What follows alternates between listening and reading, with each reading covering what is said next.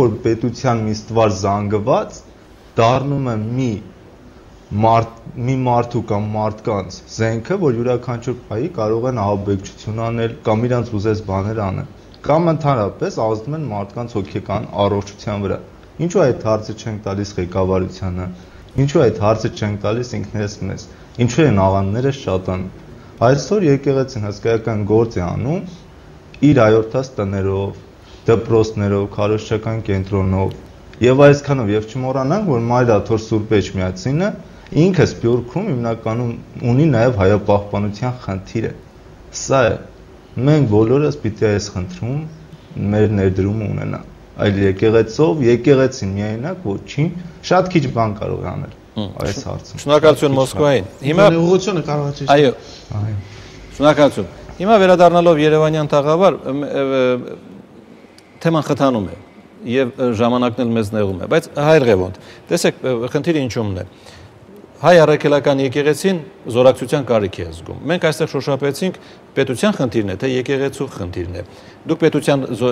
աջակցության կարիք ունեք։ Միշտ էլ մենք աջակցության կարիք ունենք բոլոր։ Պետությունը գտավ, այլ նաև ամեն անհատի, ամեն մարդու, որ նվիրված է հայ եկեղեցուն, նվիրված է հայությանը։ Պետությունը նպատակարար գտավ, որ պիտի արտոնի այն կազմակերպությունների գործունեությունները, ովքեր հայ առաքելական եկեղեցու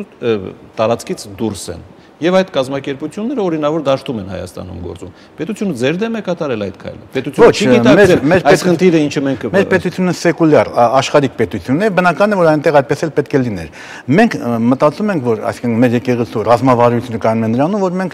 ոչ թե նոր ինչ-որ ճյուղեր, նոր բաներ հայտնաբերենք, այլ վերականգնենք այն, ինչ որ եղել է։ Ծխական համայնքները, ծխատիրական հոգեորականները,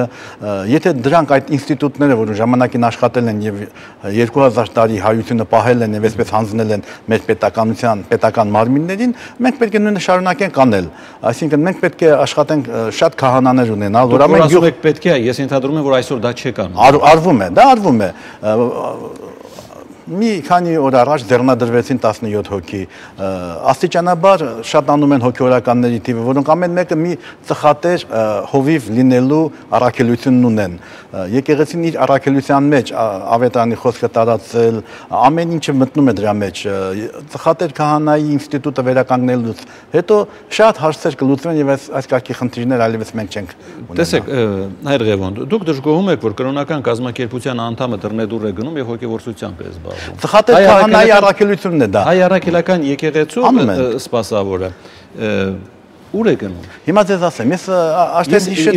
իզուր չնշեցի, որ եթե դուք չեք կերակրում, խոսքը նաև ձեր հոգևոր սննդի մոտ չեք կերակրում, այդ հոգևոր սնունդը ուրիշն է տալիս։ Հիմա ուրիշը տանում է ձեր հավատացյալին։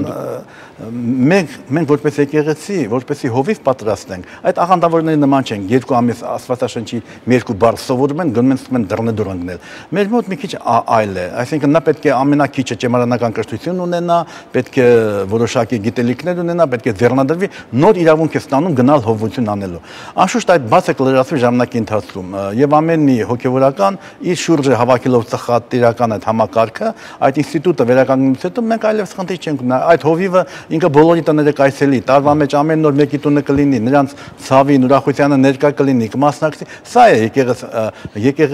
եկեղեցին մտնում է հայ ժողովրդի կյանքի մեջ եւ նրա անբաժանելի մասը պետք է կազմի։ Այսօր 20%-ով է, 30%-ով է հայ ցանկացած ընտանիքի դե վերցնենք, միջին հաշվով, ասենք 20%-ով է եկեղեցին մտել նրա կենցաղի մեջ։ Մենք պետք է աշխատենք, որ տարիների ընթացքում այդ տոկոսը հասցնել մինչև 100-ի։ Այդ դեպքում այդ մնացած բոլոր օտարամուտ մանավանդ, ասեմ ձեզ, որ բոլոր աղանդները, որ Հայաստանում այսօր գործում են, ոչ թե Հայաստանից են գնացել Ամերիկա, այլ հակառակը, ընտեղից են եկել այստեղ։ Լավ, մյուս կողմից զուտ մարդու իրավունքների տեսանկյունից եմ ասում։ Մենք իրավունք չունենք մարդու հոգու գործերի մեջ խառնվելու, ճիշտ է։ Այո։ Այն ինչ դուք կոչում եք հայկայիչ, աղանդավորական, ազգային անվտանգությանը վնասող գործունեություն, դա նրանց հոգու գործն է։ Այո, բայց երբ աղանդավորը որևէ մեկի դուռ է թակում, նա այդ ընտանիքի իրավունքներն է խախտում։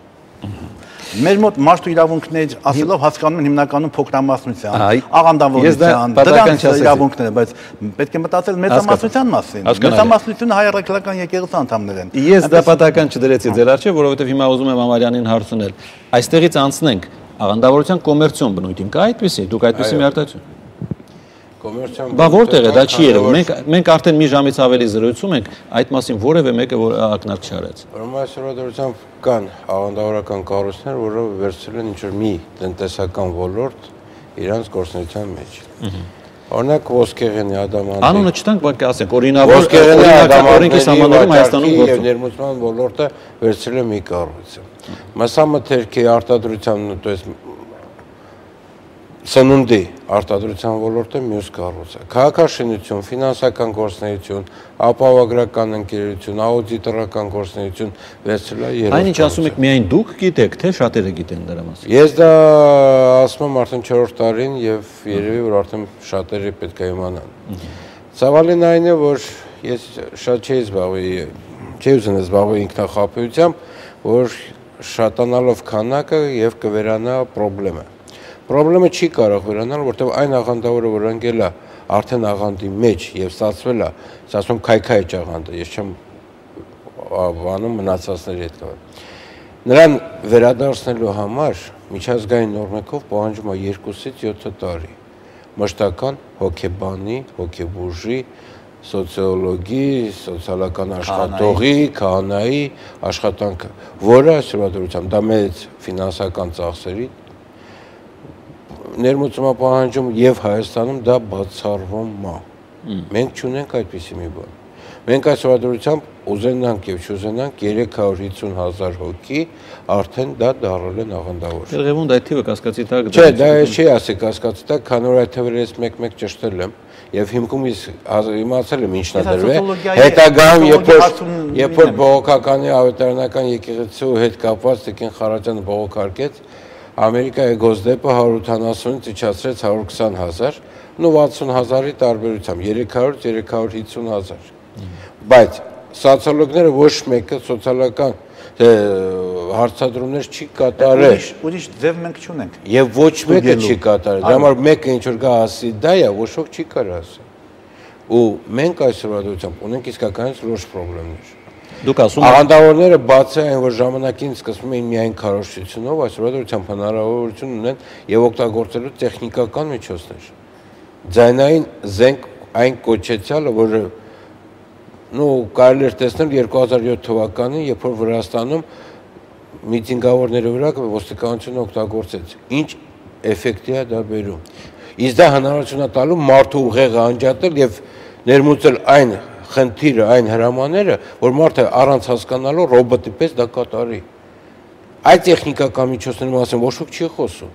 որտեղ չենք ուզում դա տնանք։ Այդ խնդրումը մի ոչ մեկի ձեռնատու չի։ տեխնիկական միջոց ասածը ո՞րն է։ Ակուսիցկի պուշկա կա, звуковые оружия կան, то есть մեր ականջը լսում է համապատասխան հաճախականության մեջ։ Դրանից ցածր բարձր մենք չենք լսում, բայց ենթագիտակցականը դա լսում է։ Դուք տեսել եք դա որտեղ եք։ Ես դա տեսել եմ եւ վերջերս ստացել եմ առաջարկը, որ դա առաջարկման վաճառքի։ $30 սկսած մինչև $500,000 կա։ Վրաստանի տեսանյութերը ես երեք եմ տրամադրել Շանթի ստուդիային։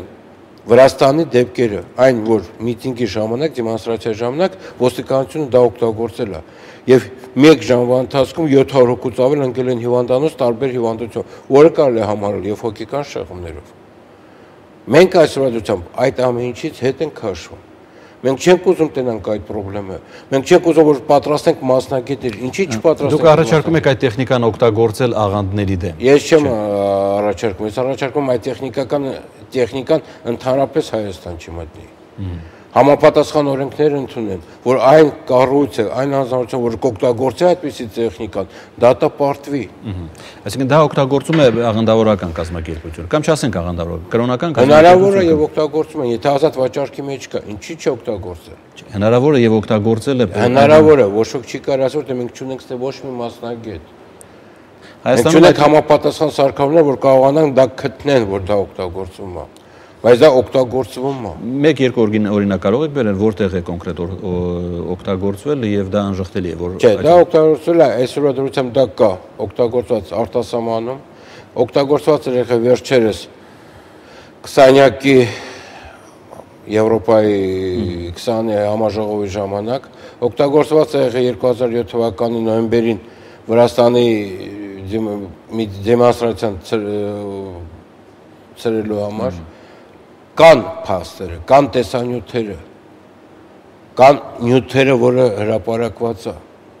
կան բազմաթիվ գրականություն, որ կա այդպիսի բան։ Հայաստանը ներգրաված է եղել խորհրդային ժամանակ Տարսիոնի Իսլեդոնյանների մեջ։ Տարսիոնի Իսլեդոնյան, կներեք, ես հայերեն չեմ կարող դա ասեմ ոնց է, որտեղ իմ համար մի քիչ անծանոթ ձեռնարկություն։ Դա կեղծ գիտական փաստարկներ են, ես որպես նախկին ֆիզիկոս կեղծ գիտական փաստարկները, բայց հավատացեք հատուկ ծառայությունները շատ լավ օգտագործում են եւ հիմա Ռոստովում կենտրոն կա, որը կոչվում է Էնյո, որը օգտագործում է այդ սարքավորումները։ Եվ բազմիցս իրանց կենտրոնի ներկայացուցիչն է Հայաստանը եկել։ Այդ որը ղեկավարում է հատուկ ծառայության Ռուսաստանում նախկին գեներալ Խանցվերովը։ Լավ, ավարտեցինք։ Չգիտեմ, մեր գործը ինչքանով այսօր հաջողեց, մենք փորձեցինք արդար ճանապարհով գնալ եւ չխառնվել նաեւ մարդու իրավունքների հետ։ Եթե մարդը իր հոգու ձայնին է լսում եւ ազատության օրենք, խղճի ազատության չի ուզում այդ տերմինը օգտագործել, որովհետեւ այստեղ է քիչ հարաբերականության բան կա։ Պիտի չխանգարել նրան, բայց այլ բան է, երբ դուք ասում եք այդ գործունեությունը քայքայիչ է եւ հազարումի ասպեկտներ ունի։ Իսկ դրա դեմ ով պիտի պայքարի։ Դրա բանը, եթե մարդը իր հոգով է գնում, դե հարց չկա։ Բայց մարդուն երբ որ խաբեությամբ են ներքաշում, երբ որ մարդուն օգտագործում են,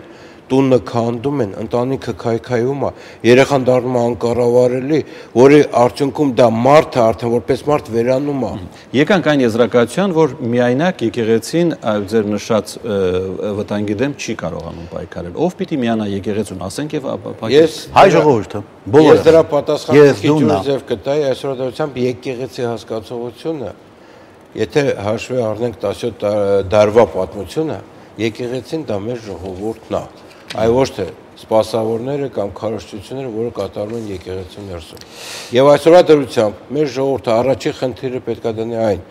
ինքը ինչ է արել իր հավատքի համար, իր եկեղեցու համար։ Մենք սպասենք, որ եկեղեցին պետք է քայլ անի, որ մենք ասենք, այն նայեք, իրանք պայքարում են կամ չեն պայքարում։ Ամեն մեկս պետք է մենք ինքներս մեր լուման դնել պայքարի մեջ։ Ժողովուրդը պետք է կանգնի իր եկեղեցու կողքը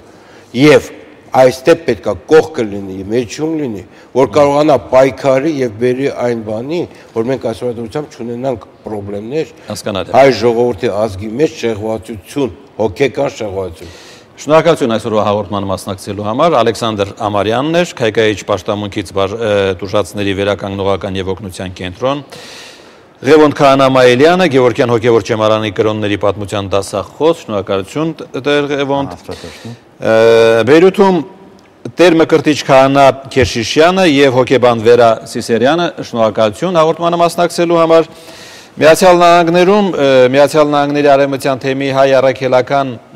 եկեղեցու ծայրագույն վարդապետ Հայր Տաճատ Յարդեմյանը եւ Քրիստոսակենտրոն եկեղեցու պարս հավատացյալ Հակոբ Գազազյանը, շնորհակալություն Լոս Անջելեսում, իսկ Մոսկվայում Տեր Պողոս Աբեղա Վարդանյանն էր։ Այս կազմով այսօրվա քննարկումը տեղի ունեցավ, մենք կհանդիպենք նաև վաղը հայկական աշխարհի հեռուստանախագծի հաջորդ թողարկման ժամանակ։ Հաջողություն։